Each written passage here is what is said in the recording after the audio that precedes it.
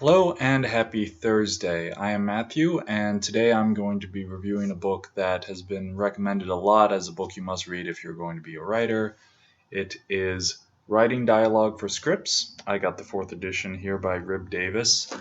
So, of course, everyone on Amazon, oh, these are the books you must highly recommended. Oh, people who bought this also buy this. So this course is recommended a lot, and I thought I'd talk about how relevant it is towards comic book writing because everyone gets this recommended to them, but not everyone needs this in particular. For example, Rib Davis is well known as a playwright, so of course not all of his work is going to be applicable to novel writers. They call them manuscripts, which I think is a little bit pretentious, but if you're not pretentious when writing a novel, when will you get to be pretentious? I guess ordering Chardonnay and pronouncing it correctly. So it's also, while it isn't applicable to novel writing, it's also not super applicable to comic book writing. There is some very basic stuff about how dialogue works in here, but I feel like most of it could be taken from other books, one of which I'm currently reading right now, and we'll do a review of further down the line that I think is excellent and goes into a lot more useful detail than this. Not to say this book isn't good or useful, just that it's not really applicable to comic book writing. So, for example, it goes over a few useful aspects of dialogue, such as how people finish each other's sentences. For instance, my mom will often take a long time to get to the end of a sentence. So I was going to the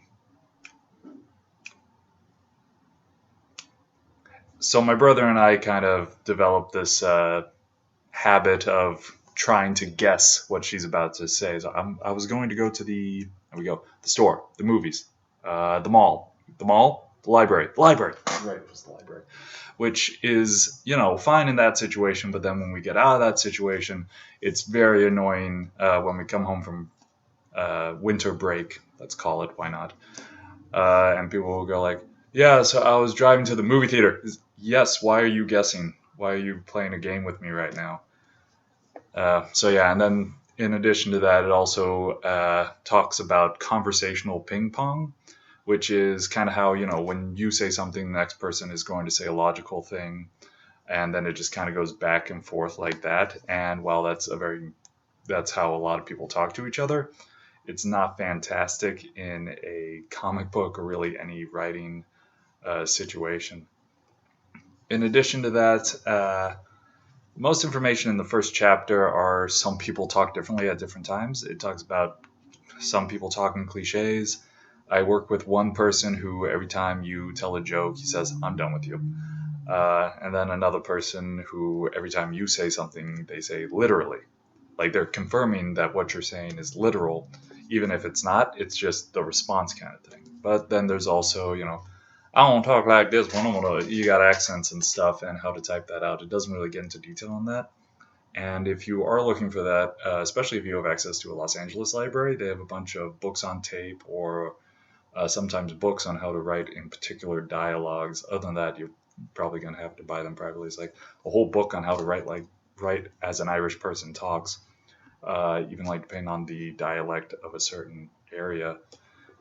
Now, chapter two has some more relevant information, such as how conversations involve two people's colliding agendas, both obvious and semi conscious agendas, and how you're trying to get something accomplished. So it'll sound like two completely separate conversations in the middle of a conversation, which, while I've mostly seen in plays, for comic book writing, it's sometimes difficult to pull off without really confusing the audience because you're seeing the script play out entirely. You just don't see the names at the top. Like it doesn't say the Thing and then his dialogue, Mr. Fantastic, his dialogue.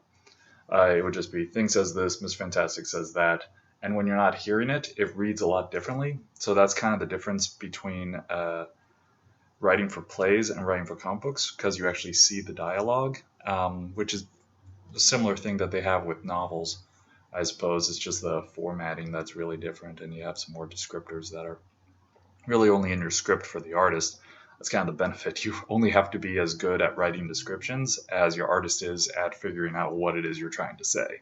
You don't have to do an entire like love letter to the panel, like an Alan Moore type, which you're not Alan Moore. you're not that interesting. Don't try to be Helen Moore at first. Just try to get the basic stuff across, which is some other advice that's in quite a couple of books that I've gone through already. So, anyways, it also goes into conversation as a way to heighten or lower status. So, I've worked with many people like this, and I'm sure you've known a couple who, when you're having a conversation with them, you're the only person having a conversation. They're having a competition, and they're going to win no matter what during this conversation. So, like, so yes, I was trying to do this and go about my day like that, and then this thing happened. And then they decided, oh, that thing that happened, I have a very strong opinion of it, and I assume you have the opposite opinion. So now it's a whole like, and so I'm the winner of the conversation. It's like, oh, good for you. I'm never talking to you again because this was not fun. Why would I do this? Uh, so yeah, it does have a section titled "From the Comic Books." It does talk about how you could write in like a comic book style, but that's more for like a Dick Tracy type thing, where it's very exaggerated and overblown. And frankly, it's not that big a section, and it doesn't contain anything you couldn't find in a dozen other books on writing comic books. So yeah, while it is a very good book, and I assume very valuable, especially for playwrights, I found a lot of the information that I could have found in other books as well.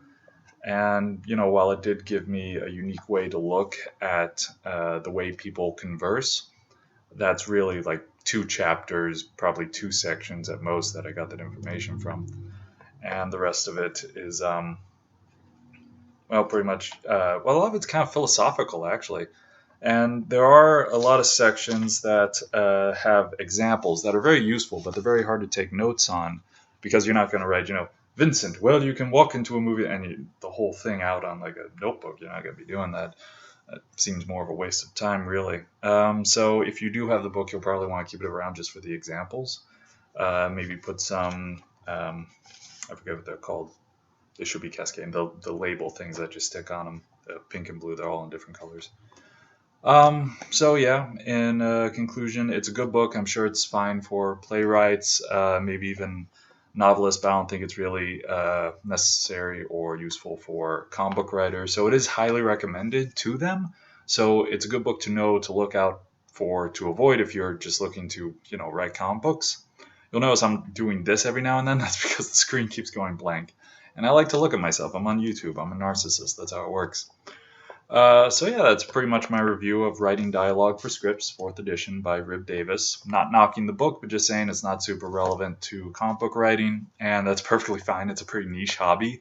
I think the amount of views on my videos kind of attest to that. But yeah, if you like this video and want to see more, like, subscribe, share, um, Patreon. I think I have a Patreon. I haven't checked it in a while, obvious reasons. But yeah, and then you can follow me on Facebook. Alliance of Outcasts is a comic book I wrote, still writing, doing some editing today. But yeah, look out for that when that's finally finished. I have issue 2 done. I just have 3 more issues. Well, they're written and stuff. Not important. I'll bring it up when it's finished. Why should I bring it up now? Have you look forward to something that's a while off? Makes no sense. It's like look out for Tenet 7.